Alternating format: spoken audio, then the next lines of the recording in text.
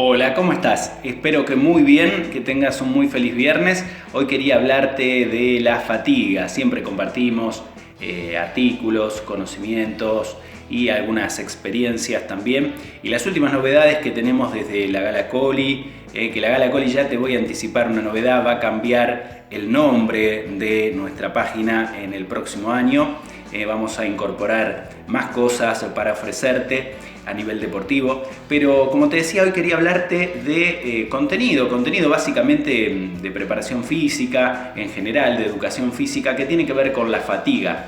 Todos sabemos lo que es la fatiga, ¿verdad? ¿Qué es la fatiga? ¿Y por qué es importante entender esto de la fatiga? Bueno, sabemos que es un estado en el cual nosotros llegamos a mermar nuestro rendimiento por repetición de un ejercicio y que no podemos después volver a la misma intensidad o al mismo rendimiento anterior. De alguna manera, eso es lo que conocemos como fatiga, y no solo que se da en el ejercicio, también podemos tener fatiga mental, fatiga en la parte, digamos, más intelectual, que a veces ocurre porque nos saturamos de alguna manera, no solamente desde lo físico, sino también desde lo mental, desde lo emocional incluso.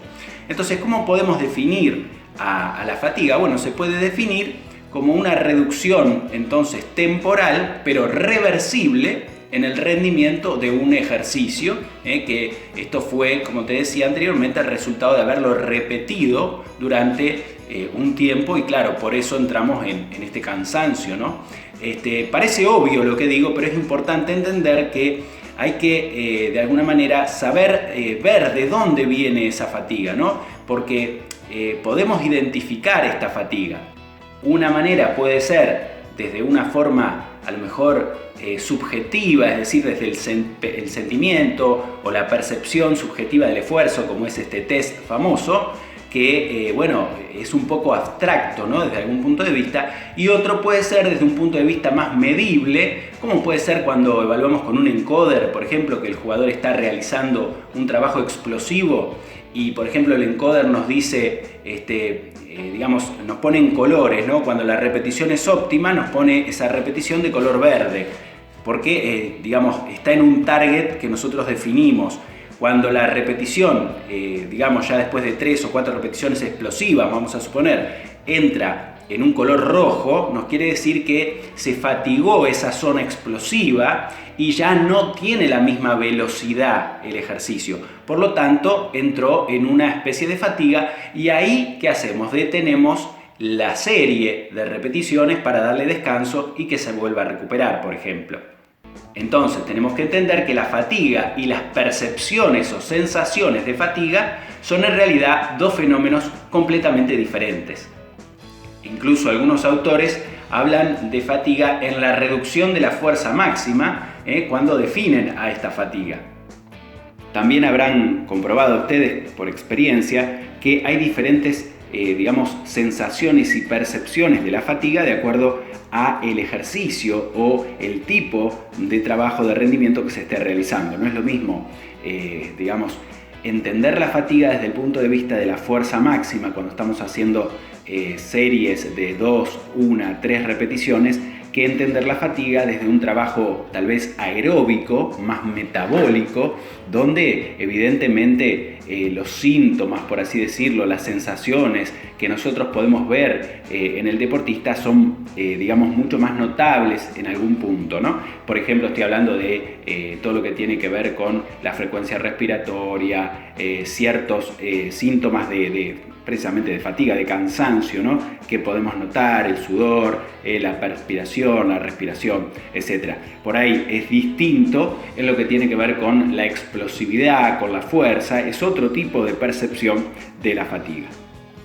Y notamos muchas veces la fatiga, sobre todo en la fase de coordinación, cuando el jugador empieza a estar incoordinado, cuando ya vemos que no coordina de la misma manera los músculos protagonistas con los antagonistas, los sinergistas, vemos que se empieza a entorpecer ese gesto que a lo mejor es muy puro cuando está bien, cuando está de alguna manera con más energía, y luego ya vemos que hay una incoordinación de movimientos al entrar en fatiga. Y esto se da básicamente por una reducción en la activación de lo que diríamos la activación voluntaria del músculo, principalmente los músculos agonistas, después de ese ejercicio que ha generado la fatiga, que esa fatiga está básicamente centrada en el sistema nervioso central, donde se reduce básicamente el reclutamiento de unidades motoras de ese músculo, de esa zona muscular que se quiere activar. Tenemos que entender que nadie quiere entrar en fatiga, pero en realidad es un mecanismo de defensa que tiene el cuerpo para ir hasta donde está entrenado. Recuerden que uno de los principios del entrenamiento también es de alguna manera la periodización del entrenamiento, de las cargas, la variación de las cargas. Entonces el cuerpo va hasta un límite donde puede ir, por eso activa la fatiga para protegerse de lesiones, de rupturas o incluso la muerte, porque a veces puede ocurrir también. Entonces de alguna manera nos va a tirar todos estos tipos de síntomas para entender, ¿sí? Y mostrarnos que no puede seguir en esa situación, mostrándolo claramente, ¿no? Entonces se está defendiendo y luego progresivamente, seguramente esa línea o ese límite de fatiga se va a ir poniendo más adelante cuando nosotros vamos entrenando al cuerpo, al ejercicio, al deporte, etcétera, lo que estemos trabajando. Otro factor a tener en cuenta muy importante es qué tipo de fatiga estamos generando, es decir, en qué sistema.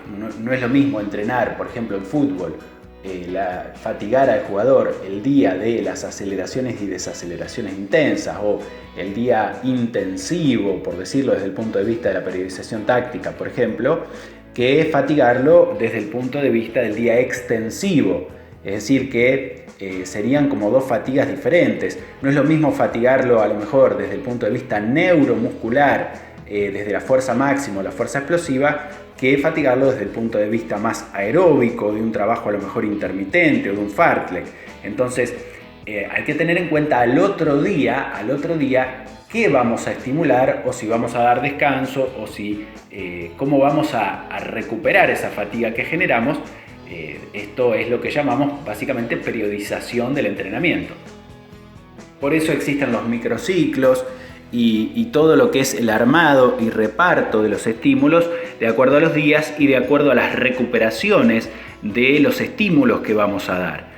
Por eso está básicamente la estructura semanal, por ejemplo en el fútbol, desarrollada de esa manera. Cuando jugamos un partido requerimos, digamos, la mayor recuperación, por eso casi que son 72 horas, por lo menos 48, para que un jugador se encuentre casi totalmente recuperado y vuelva a poder hacer esfuerzos casi de la misma calidad que la que hizo en un partido.